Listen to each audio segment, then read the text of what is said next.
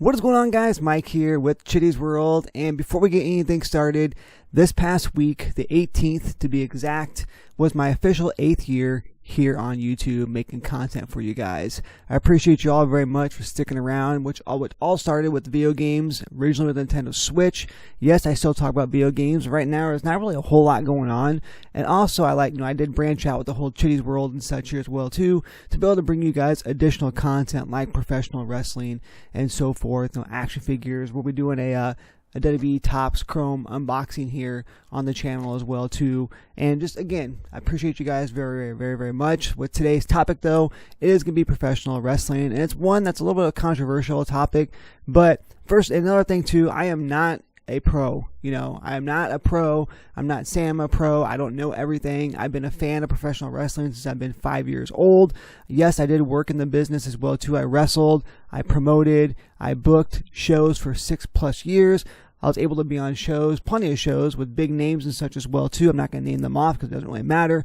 But my point is, I am still not a pro.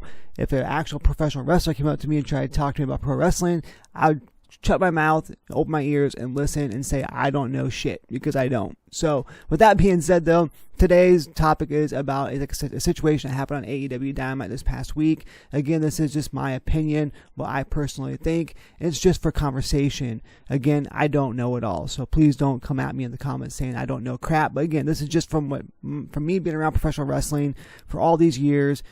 It's just what I kind of gathered and such as well too. So let's go ahead and let's take a look at it. Alright, so let me go ahead and just set the stage really quick here. It's AEW Dynamite this past week, this past Wednesday night, sorry. And yes, we have Megan Bayne versus Kris Statlander. Two great women wrestlers. I actually really enjoy both of them. And again, a great match here, all in all, for the most part. And at the very end of the match, what we're going to talk about here, because that's where the little controversial situation came into play, was after the match. So as always, typical professional wrestling, after Megan Bayne gets the win, her and Penelope Ford come in and they attack.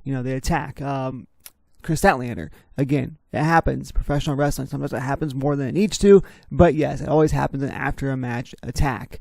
So we're going to go and start off with there, and Thunder Rosa is going to come out here to make the save. Again, something we see in professional wrestling all the time. She's going to make the run-in to make the save here. So let's go ahead and let's just play it and start here with what happened immediately following the match. So I have it muted so I don't get hit with anything, but here we go. So again, Megan Bayne just was victorious in her win over Stat. Again, a pretty solid, decent match. I'm on YouTube TV here, by the way, so of course, here we go. Like I said, they're attacking her. I like Megan Bayne. I think she's awesome. She's huge. She's got a great look.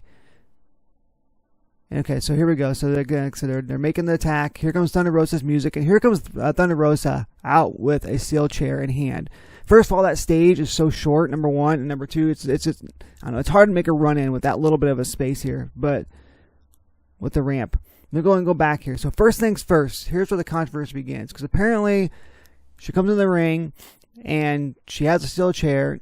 Megan Bayne and Penelope Ford kind of like stand up to her. They kind of, you'll see it here in a second. Versus what I think should have went differently. So here she comes out with a steel chair, right? So first things first. As soon as she comes out with the steel chair, the first thing that I think that Penelope Ford, and I would have booked anyways as well too, is that Penelope Ford should have seen that. And, obviously she's going to probably run. Her first thing is going to be, okay, well, if it's just, now let me just say this. If it's Thunder Rosa by herself, then you're not going to run, because the fact that you're not going to powder out of the ring, in wrestling terms, powder means you just kind of vanish out of the ring. You escape the ring. It's called powdering. And anyways, well, I wouldn't, like I said, if Thunder Rosa came out without a chair, I definitely wouldn't be doing that, because, of course, you have 2v1. You could take her. But when she comes out with the steel chair, which, again, we see all the time, people come out with the steel chair, the heels usually, they bounce, they powder. So with that being said, though, look, they're basically just standing there, watching her come into the ring. Here she comes. And they're still just standing there. And first things first here also is that, why is Penelope getting in front of Megan Bayne? Megan Bayne should be getting in front as being the strong, the actual strong, bodyguard type. The bigger wrestler should be standing in front. The most dominant wrestler should be standing in front of Penelope. Penelope should not be standing in the middle of the ring trying to block this from happening. She shouldn't even be in the ring in the first place. So me personally, what I think that should have happened was, at this point, Penelope Ford should have been like, all right, as soon as she saw Thunder Rosa, like the moment she saw Thunder Rosa coming out the steel chair, she should have started. Megan Bayne should have stayed in the ring, of course, to show her dominance. She wasn't scared. She's not going to bounce. But then have Penelope Ford kind of like drag her out of the ring, kind of take her and be like, all right, let's go. And then again, Thunder Rosa gets in the ring. And at that point, Megan Bayne's still standing kind of somewhat in the ring by the ropes, but Penelope Ford drags her out and says, we're going, we got to leave. That's what I think should have happened, but it didn't happen. What happened was that Megan Bayne stood there. They both trying to stand up to her. Some awkward. Thunder Rosa didn't know what to do. Again, right here, they should have left. They should have, Penelope Ford, she started to kind of bounce or kind of step back. You see that? She started to step back. She should have grabbed Megan Bayne by the arm, like, let's go, and start pulling her out of the ring. But she didn't. Instead, she went up and stood in front of Megan Bayne, which made zero sense. Made Megan Bayne look like weak. That she had to have Penelope Ford in front of her. And right here, just awkward. You have someone getting ready to hit you with the chair, getting ready to swing with you with the chair. They're both just standing there staring at her, by the way. Just staring at her. Nothing. Megan Bayne kind of flinches a little bit, but that's it. And then Penelope Ford gets right back over her face again, too. Look at this. What do you do at this point? Now she's trying to take the chair. Why is she trying to take the chair from her? And why is Megan Bayne just not attacking her when she's trying to take the chair? That would have been the perfect opportunity to attack her. If you're going to make this, if you're going to make this work at all, it didn't work. But if you're going to make it work right now, Penelope Ford should just right there. Megan Bayne should just attacked her. If you're going to make it work, just do it there and try to kind of save yourself. But it didn't. It made Thunder Rosa look absolutely weak, completely weak, and it also made Megan Bayne look stupid. It really did. And now she leaves the ring. Why are you leaving now? Like, why are you leaving now? Thunder Rosa just whips the chair at her. But there you have it. Like I said, personally, again, in my time in pro wrestling, the way I would have booked this. Now, I don't know if they have producers back. I'm sure they do have producers backstage that produce the matches, maybe. I don't even know. I love AEW. I watch AEW all the time. And this was just awkward. And I'm a fan of everybody in this ring right now. And I was just awkward. It was very, very awkward. Just seeing these guys stand there. And this right here is just silly. I feel bad for Thunder Rosa. This is Wrestling 101, guys. We've been seeing this happen for years. It's been happening for years. Back in the day, it's just always happened where the heels will be attacking somebody, and out comes somebody with the steel chair, and again, the heels powder out of the ring. Now, again, I understand you have someone like Diesel, someone like Sid Vicious or whatever, standing in the middle of the ring. You'd have someone like Shawn Michaels who's like, let's go, like it always happened. I'm sure it happened with Raquel and Liv Morgan. I think it happened not too long ago as well, too. Usually, the bigger person, the bigger dominant person in the ring, in this case, Megan Bayne, would stay in the ring. And again, personally, I just think that Penelope Ford should have dragged her out of the ring.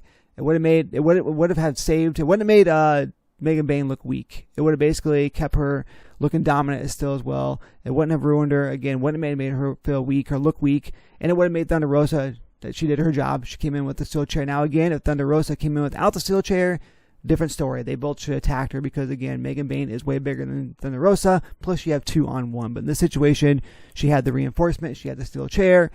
They should have powered out of the ring. So that's my personal opinion on what I think about this whole situation. Again, very, very awkward. Really, really weird to watch. And I just didn't understand. I was like, what's going on here? I don't know if someone's going to get in trouble or what backstage. I'm telling you right now that if I would have been backstage here, I would have lit them up. I would have lit them up for sure. I would have lit them up like, what the hell was that? It's guaranteed would have happened. Or if I was a producer, it would have definitely happened. But again, though, I'm not too sure how that works here in AEW. So maybe different. But I'm sure if this happened in WWE, somebody most likely would have got lit up. And I'm sure mistakes have happened in the past in WWE as well, too. So I'm not saying that. But again, though, I would have lit somebody up during this. And actually, I remember one time when I was doing pro wrestling, I was in a match here, and we had someone that was supposed to come out and was supposed to get interfere with the end of the match to cost me the match and such as well too. And he never came out. Found out that he forgot his cue. Never came out, and it was really awkward. It was very, very awkward. We had to just quickly switch up the finish at the end and such as well too. We took it home. Got backstage, and not only did I was actually a promoter at the time and also wrestling, but my other co-promoter, we lit into him.